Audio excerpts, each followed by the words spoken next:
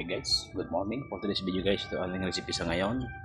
Sinuwan guys na buko na sinuhugo natin ng talbos ng kamote. Okay, so yan. Yan. Yan. Okay, so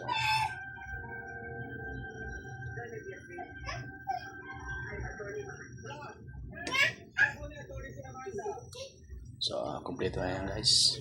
Pampalasa, nilagyan natin yung mga pampalasa. So may hangover kasi tayo, kaya nagbago tayo ng sinabawan. So hinanap ko lang yan guys. Nyugan namin yung buko na nahulog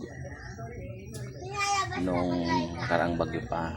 Yung iba niya nahulog, kaya hanap lang ako, hindi na kailangan umakyat.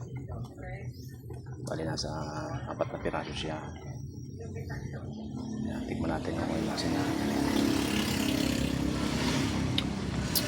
Wow, perfect. Basta